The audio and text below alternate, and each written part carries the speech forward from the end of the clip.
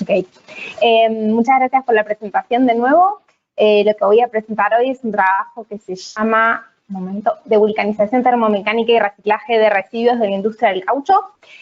Como bien dijeron, en realidad yo trabajo en Argentina, soy investigadora de CONICET y trabajo en el INTEMA, pero hice mi postdoctorado y ahora estoy con una beca en el INSAS, en Val de Loire de Francia, en la región central, estamos justito en el medio de Francia, así que el trabajo que voy a presentar ahora lo realicé acá con investigadores de acá. A ver si funciona. No sé si tiene un delay. Ahí está. Bueno, les voy a contar primero un poquito la organización de la presentación. Voy a hablar un poco del contexto. Voy a explicar qué es la devulcanización de caucho, el objetivo de este trabajo, un poquitito del trabajo experimental y los resultados que obtuvimos. Después una conclusión y les voy a contar las líneas de trabajo en las cuales estamos trabajando. Bueno, como en otras presentaciones durante todo el día de hoy ya mencionaron mucho los neumáticos y ya dijeron que aproximadamente el 70% del caucho que se produce en el mundo se utiliza en neumáticos. Cuando llegamos al final de su vida útil tenemos un gran problema, especialmente una problemática ambiental porque no sabemos dónde depositar estos residuos. Normalmente, como aquí pueden ver en la foto, lo que se utilizan son vertederos donde los neumáticos se acumulan. Estos lugares son muy peligrosos, primero porque pueden generar incendios inesperados que se pueden ir de las manos rápidamente y también porque son lugares que son propicios para digamos, donde crecen los mosquitos y también pueden crecer roedores. Es decir, que puede haber crecimiento de pestes y enfermedades, lo cual no es recomendable. Por estas causas y por otras también, la Comisión Europea ya los prohibió en el año 1999. Debido a la estructura tridimensional del polímero, ya sabemos que el caucho es un polímero muy entrecruzado, entonces su reciclaje es un proceso muy costoso y por ende también complejo. Una de las mejores maneras de poder gestionar la eliminación de estos residuos, podemos decir hoy, que es su reciclaje a través de la devulcanización, que ahora ya voy a explicar qué es para los que no lo conocen. Claramente el proceso de devulcanización no es fácil, es muy difícil y requiere el uso de tecnología avanzada y equipamiento especializado. No voy a explicar todos los métodos de devulcanización porque sería muy largo, pero sí que la devulcanización se puede hacer, por ejemplo, a través de reactivos químicos, que sería devulcanización química, se puede hacer a través del cizallamiento aplicando un esfuerzo mecánico, se puede hacer a través de bacterias, es decir, que existe la devulcanización biológica, pero lleva mucho tiempo y industrialmente no es fácilmente aplicable. Y también existe la devulcanización a través de ondas microondas y de ultrasonido. Es decir, que actualmente en la literatura hay muchos trabajos sobre diversos tipos de devulcanización. ¿Qué es la devulcanización entonces, que tanto estoy hablando? Bueno, es un proceso que provoca la ruptura selectiva de los enlaces que se crearon en la vulcanización sin romper la cadena principal del polímero. Es decir, que lo que estamos buscando es romper los enlaces mono, di y polisulfídicos que se crearon en la vulcanización. Buscamos romperlos total o parcialmente. Es un proceso bastante complicado porque la energía para romper los enlaces que estamos buscando es muy similar a la energía que se necesita para romper la cadena del polímero. Entonces estamos ahí jugando en un límite. En los últimos años se propuso el dióxido de carbono, en este caso en estado supercrítico, como atmósfera para usar durante el proceso de devulcanización. En general podríamos decir alguna de las causas que enumero acá es porque es químicamente inactivo, no es tóxico, no es inflamable, es barato, es accesible su costo, el punto crítico es fácil de alcanzar porque es 31 grados y 74 bar, y una cosa muy importante es que en el caso de que quede exceso de dióxido de carbono al final del proceso, cuando removemos la presión, simplemente ya desaparece. Imagínense que en el caso de utilizar aceites u otro tipo de químicos que quedan después del proceso, digamos, habría que hacer un segundo proceso de limpieza y remover lo que estamos usando.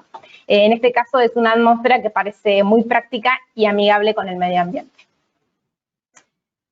Todavía no se sabe exactamente cuál es el mecanismo por el cual el dióxido de carbono ayuda en la devulcanización, pero sí en la bibliografía es este el mecanismo que está propuesto, no está completamente probado, pero imagínense que acá tenemos un pequeño esquema del caucho devulcanizado.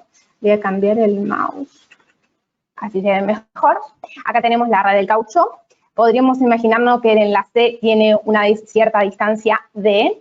Imagínense que cuando tenemos el polímero con el dióxido de carbono supercrítico, este se encuentra completamente hinchado y por lo tanto la distancia del enlace va a ser mayor. Lo que se espera es que cuando la distancia del enlace sea mayor, este sea más fácil de romper. No sé si a ustedes les pasa la slide. Perdón, tengo un problema con el PowerPoint que no me pasa las slides y creo que es por el mouse. A ver, ahí está, ¿no? Disculpa. Bueno, el objetivo particular de este trabajo es analizar la devulcanización termomecánica del caucho en una extrusora de doble tornillo. Como recién expliqué, vamos a usar el dióxido de carbono supercrítico como atmósfera en la devulcanización. El trabajo experimental lo realizamos en una pequeña empresa que se llama Phoenix Technology, que da acá cerquita de Blois, también en la región central de Francia. Ahí tenemos una imagen de la extrusora que se utilizó. En este caso es una extrusora de escala laboratorio, pero también tienen una extrusora de semi-escala, digamos, más cercana a lo que sería una escala industrial. El caucho que utilizamos fue proveniente de neumáticos fuera de uso, es decir que a partir de ahora lo voy a llamar NFU, y en este caso fue NFU de camiones. El tamaño de las partículas, el tamaño máximo era 2,5 milímetros, es decir que eran partículas bastante grandes. Tenemos que tener en cuenta que antes de realizar el proceso de devulcanización, tenemos que pasar por un proceso de molienda. Y cuanto más chiquititas sean las partículas, incrementan los costos. Por eso intentamos trabajar con un tamaño de partículas que sea, digamos, bastante grande. Lo que hicimos fue un programa de 9 ensayos en el cual fuimos variando la temperatura, la velocidad del tornillo en la extrusora, y en los últimos dos propusimos 2 cantidades de dióxido de carbono supercrítico para ver si había alguna variable en las propiedades del material. Propusimos inicialmente 0,5 y 1 centímetro cúbico por minuto de dióxido de carbono. Bueno, acá pueden ver el NFU virgen como caucho molido normalmente con las partículas, y aquí tenemos el NFU devulcanizado, que en este caso tiene como una geometría cilíndrica, porque digamos es el cabezal que teníamos en ese momento en la extrusora. Una vez devulcanizado, realizamos el ensayo de hinchamiento en tolueno. Con este ensayo pudimos encontrar la densidad de entrecruzamiento del material, la fracción soluble y el grado de devulcanización, que después les voy a explicar cómo lo analizamos. Medimos la viscosidad MUNI, como muchos ya mencionaron. Hicimos espectroscopía infrarroja, termogravimetría para ver la pérdida de masa, y hicimos también microscopía, SEM con sonda EDX. Bueno, ahora les voy a hablar un poquitito de los resultados que obtuvimos. En cuanto a la viscosidad, obtuvimos valores de viscosidad MUNI esperables, y también obtuvimos que, bueno, la viscosidad disminuyó cuando aumentamos la temperatura y también disminuyó cuando aumentamos la velocidad de corte. Eso lo esperábamos. Obtuvimos también, cuando relacionamos los valores de viscosidad con los resultados del ensayo de hinchamiento, que tenemos una variación lineal con la viscosidad y la fracción soluble del material, y también entre la viscosidad y la densidad de entrecruzamiento del caucho. Acá podemos ver que a mayor temperatura, obviamente, disminuye la viscosidad y aumenta la fracción soluble del material devulcanizado.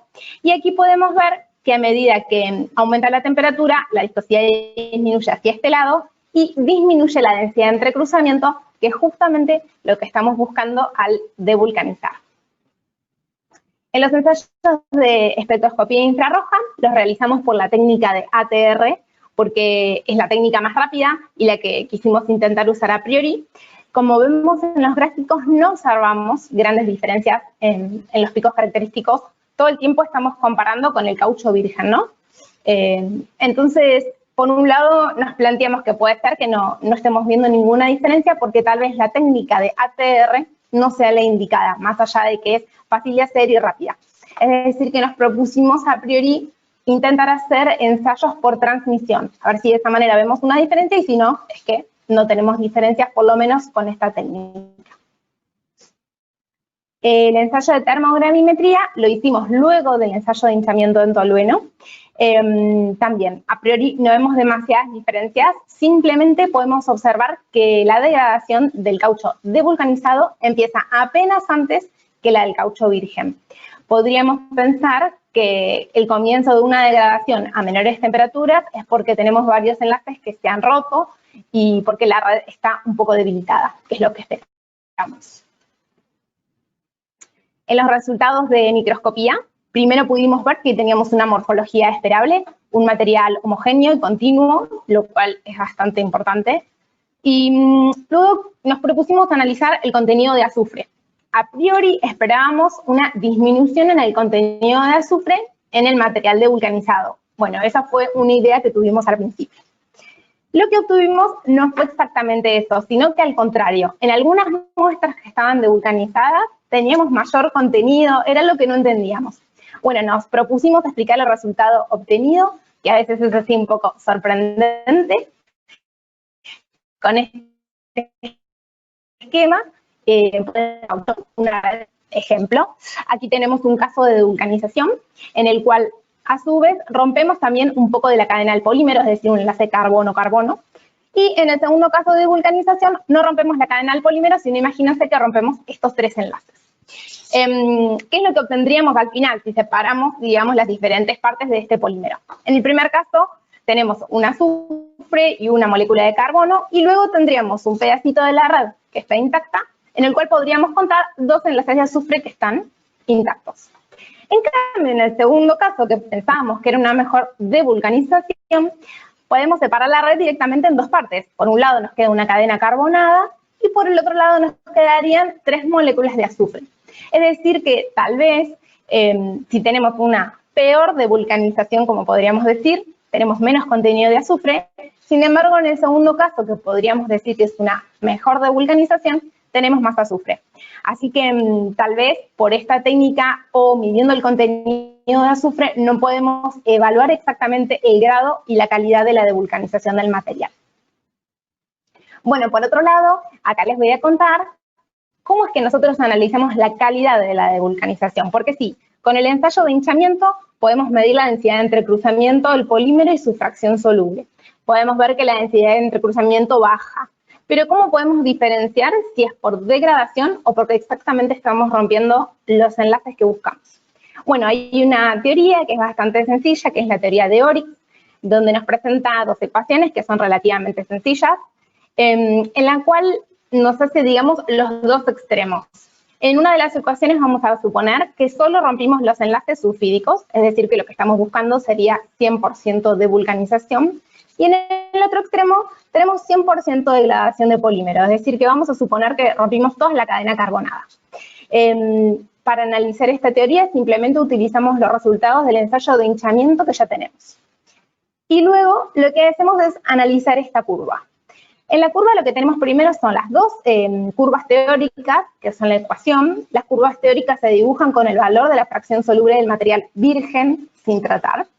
Y entonces tenemos dos curvas.